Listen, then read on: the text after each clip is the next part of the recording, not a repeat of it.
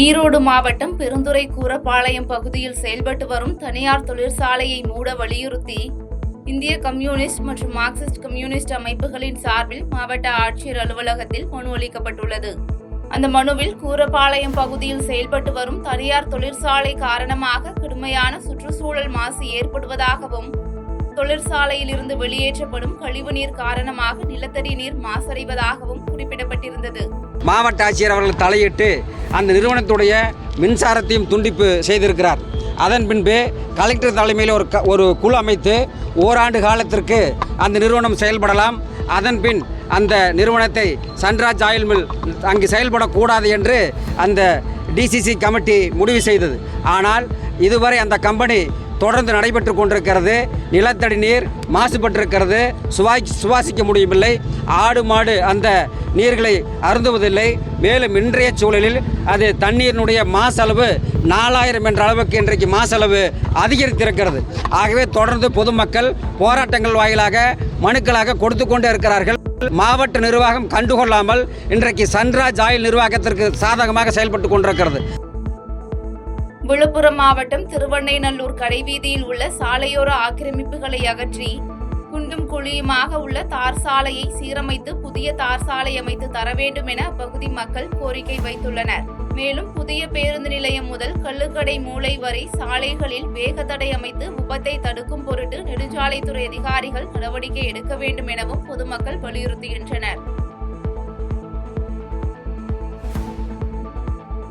நாமக்கல் உழவர் சந்தையில் அனுமதி பெறாதவர்களும் கடை போடுவதன் காரணமாக உற்பத்தி செய்யப்பட்ட காய்கறிகள் விற்பனை செய்ய முடியாமல் வீணாகுவதாக விவசாயிகள் குற்றம் சாட்டுகின்றனர். மேலும் இந்த செயலுக்கு அரசு அதிகாரிகள் உடந்தையாக இருப்பதாக தெரிவித்த விவசாயிகள் இதுகுறித்து உடனடி நடவடிக்கை எடுக்க வேண்டும் என மாவட்ட ஆட்சியர் அலுவலகத்தில் மனு அளித்துள்ளனர். லெஃப்ட் சைடும் ரைட் சைடும் பாத்தீங்கன்னா 300 கடை போட்டுக்கிறாங்க ரோட்டு மேலேயே. அதனால நாங்க கொண்டு வர விவசாய பொருள் வந்து எங்களால விற்க முடியல. அதுக்காண்டி கலெக்டர் கிட்ட மனு கொடுக்க வந்தோம். எடுக்கலைங்க சார். அவங்க எடுக்கிற மாதிரி சொல்றாங்க. ஆபீசர் வராங்க, எல்லாருமே அதுக்கு வந்து நடவடிக்கை எடுக்கிறாங்க. அடுத்த 10வது நிமிஷம் அந்த கடையை போட்டுறாங்க. நேத்து கூட வந்து அதிகாரி வந்து பேசினாங்க. எஸ்ஐ சார் வந்தாரு, நாமக்கல்ல இருந்து எல்லாருமே வந்தாங்க. ஆனா வந்து 10 நிமிஷம் தான் எடுத்தாங்க. அடுத்த 10வது நிமிஷம் கடையை போட்டுறாங்க. அதனால எங்களுக்கு வந்து கவர்மெண்ட்ல விற்கிற பொருள் வந்து வெண்டங்காய் பாத்தீங்கன்னா எந்த ஒரு பொருளுமே வந்து கவர்மெண்ட் கொடுக்குற ரேட்ல தான் நாங்க விற்கிறோம். ஆனா அதுவுமே எங்களால விற்க முடியல. பக்ரீத் பண்டிகையை முன்னிட்டு தமிழக இஸ்லாமிய மக்களுக்கு ஆயிஷாமா ஆட்டுப்பண்ணை நிறுவனம் அறிவித்த இலவச உம்ரா பயண திட்டத்திற்கான குலுக்கல் நிகழ்ச்சி சென்னை அமைந்தகரையில் உள்ள ஜமாத் மஹாலில் நடைபெற்றது. இந்த இலவச பயணம் குறித்து முதல் கட்ட குழுக்களில் 25 பேர் தேர்வு செய்யப்பட்ட நிலையில் மீதமுள்ளவர்களுக்கான குழுக்கள் அடுத்தடுத்த கட்டங்களாக நடைபெறும் என நிறுவனம் நிர்வாகம் சார்பில் தெரிவிக்கப்பட்டுள்ளது. 8வது ஆண்டு ஒரு நியத்துன்னு சொல்லுவோம் இஸ்லாமிய அடிப்படையில். அந்த அடிப்படையில் ஒரு 100 நபர்களை குழுக்கள் முறையில் தேர்ந்தெடுத்து முதல் கட்டமாக மதுரை, 2வது கட்டம் சென்னை, 3வது திருப்பூர், 4வது கட்டமாக திருச்சியில் வச்சுருக்கோம். இந்த குழுக்களை தேர்ந்தெடுக்கப்பட்டவங்களுக்கு முதல் கட்டமாகவே நம்ம என்ன செய்வோம், யாருக்கா முதல் கட்டத்தில் பாஸ்போர்ட்லாம் இருந்துச்சோ அவங்கள என்ன செய்வோம் உம்ராக்கு அனுப்பிடுவோம். 2வது கட்டம், 3வது கட்டம், இப்படி 3 கட்டமாக பிரித்து ஒவ்வொரு கட்டத்துக்கு 36 பேர் 35 பேர் பிளான் பண்ணி அனுப்புவோம். சென்னை வால்டாக் சாலை ஓரங்களில் வசித்து வரும் மக்களுக்கு நிரந்தர வீடுகள் வழங்க கோரி அப்பகுதி பொதுமக்கள் சென்னை தலைமைச் செயலகத்தில் மனு அளித்தனர். தொடர்ந்து செய்தியாளர்களை சந்தித்த அப்பகுதி மக்கள் பல ஆண்டுகளாக பல்வேறு அரசியல் கட்சிகள் மற்றும் மக்கள் பிரதிநிதிகள் வீடுகள் கட்டி தருவதாக வாக்குறுதி அளித்தும் இதுவரை எந்தவித நடவடிக்கையும் எடுக்கப்படவில்லை என்று குற்றம் சாட்டுகின்றனர். வால்டாக் ரோடு சாலை ஓரங்களில் தான் வசிக்கிறோம். நானும் 5 தலைமுறைகளாக நாங்கள் அங்கே இருந்தோம். எத்தனையோ கட்சிக்காரர்களாக அங்கே வந்தாங்க, ஆட்சி ஆண்டாங்க. ஆனால் எங்களுக்குன்னு நாங்கள் அந்த சாலை ஓரத்தில் இருக்கிறோன்ட்டு யாரும் எங்களுக்கு முன்னே வந்து ஒரு வீடு கொடுக்குறோம் உங்களுக்காக யாரும் எதுவும் செய்ய மாட்டிருக்காங்க. நாங்கள் எத்தனையோ மனு கொடுத்துருக்கோம். எத்தனையோ ஒரு ப்ரூஃபோ எங்ககிட்ட வாங்கிட்டு போகிறாங்க. வீடு கொடுக்குறோம், நாங்கள் எல்லாமே செய்கிறோம். ஆனால் யாரும் செய்ய மாட்டிருக்காங்க. இப்படி இருந்தோம் நாங்கள் போயிட்டு கேட்குறோம், வீடு எங்களுக்கு ஏன் கொடுக்க மாட்டிருக்கீங்கன்னு. நீங்கள் எங்களுக்கு ஓட்டு போட்டிங்களா? நீங்கள் யாருக்கு ஓட்டு போட்டிங்களோ அவங்கள போய் கேளுங்க, எங்களை கேட்காதீங்கன்னு கேட்குறாங்க. அப்போ நாங்கள் யார்கிட்ட சார் போய் நிற்கிறது இதில் வச்சு? நாமக்கல் மாவட்டம் கொல்லிமலை குண்டூர் நாடு இலக்கியம்பட்டி பகுதியில் சேதமடைந்த நிலையில் செயல்பட்டு வரும் ஊராட்சி ஒன்றிய தொடக்கப்பள்ளியின் கட்டடத்தை சீரமைத்து தர வேண்டும் என அப்பகுதி மக்கள் மாவட்ட ஆட்சியரிடம் மனு அளித்தனர். மேலும் சேதமடைந்த நிலையில் உள்ள பள்ளி கட்டடத்தை அகற்றிவிட்டு அடிப்படை வசதிகளுடன் கூடிய புதிய பள்ளி கட்டடத்தை அமைக்க வேண்டும் எனவும் அவர்கள் வலியுறுத்தியுள்ளனர். ஸ்கூல் வந்து ரொம்ப பழுதா இருக்குது. எப்படின்னா ஸ்கூல்ல மேல பாத்தீங்கன்னா மேல்தடம் பூரமே வந்து உடஞ்சிருக்குது. அது ஓடெல்லாம் வந்து கீழே விழுகுது. மழை வந்துச்சுன்னா ரொம்பவே ஒடுகுது. அதனால குழந்தைங்க வந்து ரொம்பவே சிரமப்படுறாங்க. நாங்களும் பல தடவை இதெல்லாம் சொல்லியாச்சு. அங்கே விசிட் வர எல்லாருக்கிட்டையுமே சொல்லியாச்சு. அவங்க யாருமே அந்த ஸ்டெப்புமே எடுக்கல.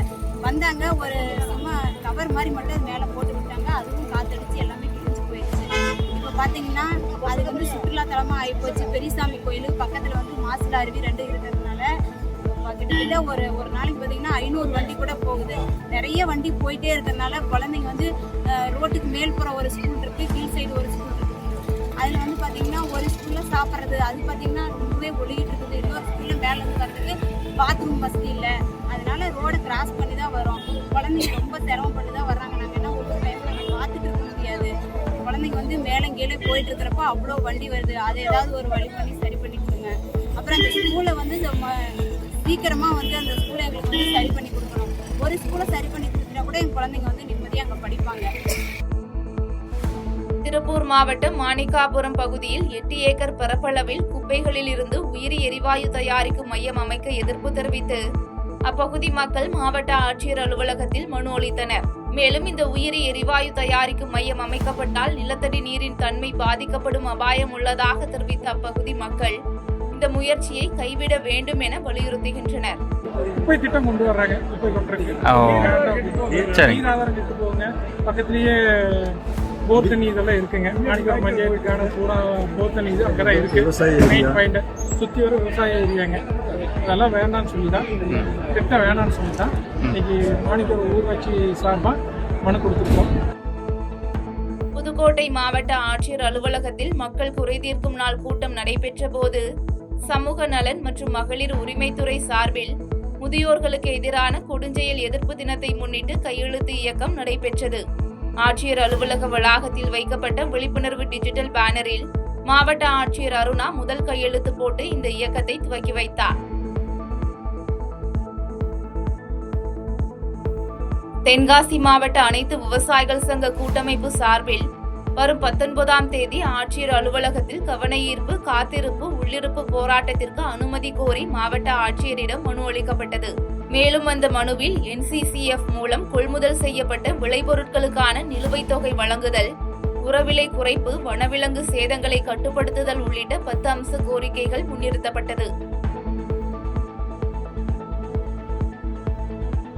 மயிலாடுதுறை மாவட்டம் கீழப்பெரும்பள்ளம் கிராமத்தில் அமைந்துள்ள ஸ்ரீ விருமாண்டி கோயிலுக்கு செல்லும் பாதையை ஆக்கிரமிப்பு செய்துள்ள தனிநபரிடமிருந்து கோயிலுக்கான பாதையை மீட்டு தருமாறு கிராம மக்கள் மாவட்ட ஆட்சியரிடம் மனு அளித்துள்ளனர்.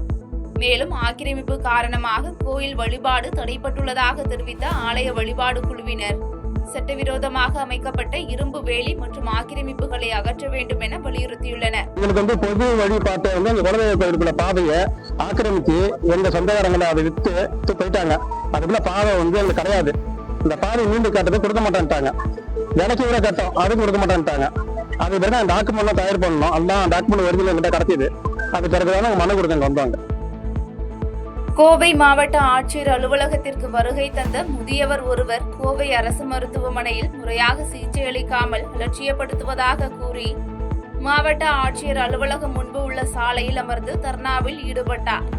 தொடர்ந்து முதியவரை மீட்ட போலீசார் பிரச்சினை குறித்து மாவட்ட ஆட்சியரிடம் மனு அளிக்குமாறு கூறி அனுப்பி வைத்தனர். திருவண்ணாமலை மாவட்டம் ஆரணி டவுன் காந்தி சாலையில் நகராட்சிக்கு சொந்தமான கட்டடத்தில் செயல்பட்டு வரும் நகராட்சி கடைகளில் வாடகை பாக்கி செலுத்தாத கடைகளுக்கு அதிகாரிகள் சீல் வைத்தனர். இந்நிலையில் புதிய கட்டடம் கட்டாமல் பல வருடங்களான பழைய கட்டடத்தை வைத்து வாடகை பாக்கியை செலுத்த அதிகாரிகள் வற்புறுத்துவதாக வியாபாரிகள் குற்றம் சாட்டுகின்றனர்.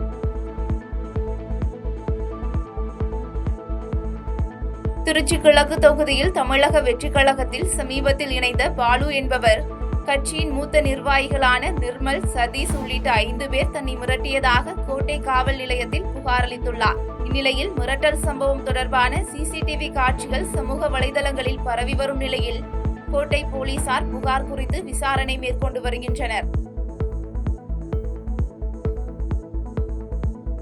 புதுச்சேரி மாநிலம் காரைக்கால் மாவட்ட ஆட்சியர் அலுவலகத்தில் மாவட்ட ஆட்சியர் இஷிதா ராட்டி தலைமையில் பொதுமக்கள் குறைதீர்ப்பு கூட்டம் நடைபெற்றது. இதில் கலந்து கொண்ட பொதுமக்கள் தங்களின் பகுதியில் வெகு நாட்களாக சரி செய்யப்படாத பொது பிரச்சினைகளை கோரிக்கை மனுவாக மாவட்ட ஆட்சியரிடம் வழங்கினர்.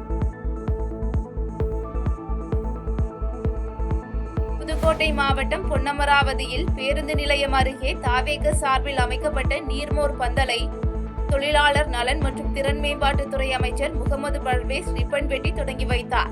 தொடர்ந்து வளையப்பட்டி பாப்பாயி ஆட்சி அரசு மருத்துவமனையில் ஆய்வு மேற்கொண்ட அமைச்சர் மருத்துவமனையின் தரம் மற்றும் சிகிச்சை முறைகள் குறித்து கேட்டறிந்தார்.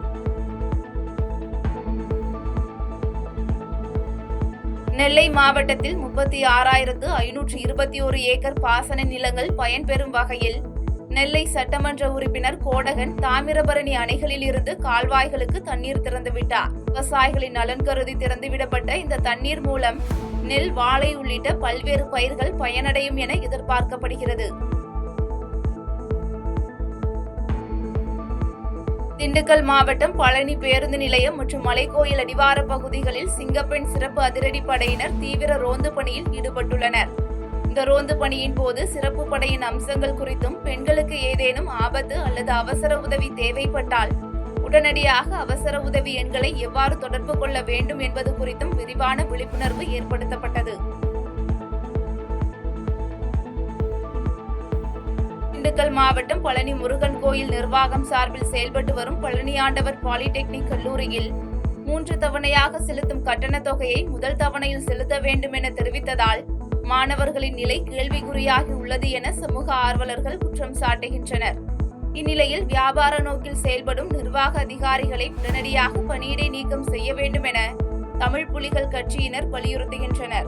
ரமேஷ் என்பவர்களும் துணை இணை தாளாளர் வெங்கடேஷ் அவர்களும் கல்வி கட்டணத்தை ஓராண்டிற்கான கல்வி கட்டணத்தை முழுவதுமாக ரூபாய் 17,500 மற்றும் இங்கே தங்கி படித்தால் ஹாஸ்டல் ஃபீஸாக வருடத்திற்கு 11,500 முழுவதுமாக செலுத்தக் கோரி இங்கு மாணவர்களுக்கும் பெற்றோர்களுக்கும் மிகுந்த நெருக்கடியை கொடுக்க வரும் சூழலில் இங்கு கல்வி பயில வரும் மாணவர்கள் மிகவும் ஏழ்மைப்பட்ட கூலி தொழிலாளிகளின் பிள்ளைகள் மற்றும் தாழ்த்தப்பட்ட பிற்படுத்தப்பட்ட மாணவர்கள் மட்டுமே இங்கு வந்து கல்வி பயில வரும் இந்த சூழ்நிலையில் இப்படிப்பட்ட ஒரு கால நெருக்கடியை தொடர்ந்து கொடுத்து கொண்டிருக்கும் ரமேஷ் என்பவர்களும் துணை இணை தாளாளர் வெங்கடேஷ் அவர்களும் இங்கே பெற்றோர்களுக்கும் மாணவர்களுக்கும் கல்வி கட்டணத்தையும் ஹாஸ்டல் ஃபீஸையும் முழுவதுமாக செலுத்த கோரி தொடர்ந்து அழுத்தம் கொடுத்து வருவதால் திருவண்ணாமலை மாவட்டம் ஆரணியை சுற்றியுள்ள பகுதிகளில் மின்வெட்டு என்பது தொடர்கதையாகிவிட்டதாக பொதுமக்கள் குற்றம் சாட்டியுள்ளனர். மேலும் அடிக்கடி ஏற்படும் இந்த மின்வெட்டு காரணமாக ஆரணி வருவாய் கோட்டாட்சியர் அலுவலகத்தில் நடைபெற்ற மக்கள் குறைதீர் நாள் கூட்டத்தில் பொதுமக்களும் ஊழியர்களும் அவதியடைந்தனர்.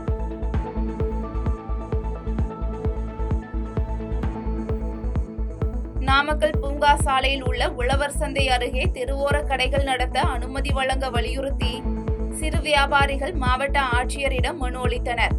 மேலும் தாங்கள் நேரடியாக தோட்டங்கள் மற்றும் பண்ணைகளில் இருந்து காய்கறிகள், பழங்களை வாங்கி மலிவான விலையில் விற்பனை செய்து வருவதாகவும், இதன் மூலம் பல ஏழை மற்றும் நடுத்தர குடும்பங்கள் பயனடைந்து வருவதாகவும் வியாபாரிகள் தெரிவித்துள்ளனர். அவங்க வெளியில வாங்கி தான் விற்கிறாங்க. நாங்க அன்னாடங்காய்ச்சி வாங்கி ஏதோ 100-200க்கு வெயிலில் ஓரமாக போட்டு விற்கிறோம் வெளியில். அவங்க அது தாங்க முடியாத அவங்க போய் கம்ப்ளைண்ட் கொடுத்துருக்காங்க எங்கள் மேலே. இது 30 வருஷமாக நாங்கள் அதில் சாலை ஓர வியாபாரியில் சங்கத்தில் இருக்கிறோம், போட்டுக்கிட்டு இருக்கிறோம் கடை. எங்களுக்கு வாழ்வாதாரம் பாதிக்குது. எங்கள் மக்கள் ஒவ்வொரு நாளும் 100 ரூபாய்க்கும் 200 ரூபாய்க்கும் போட்டு வியாபாரம் பண்ணிக்கிட்டு இருக்கிறாங்க. அவங்களோட இது ரொம்ப மோசமான நிலையில் போயிட்டு இருக்குது. எங்களுக்கு மீண்டும் அந்த கடையை அமைச்சு தரணும்.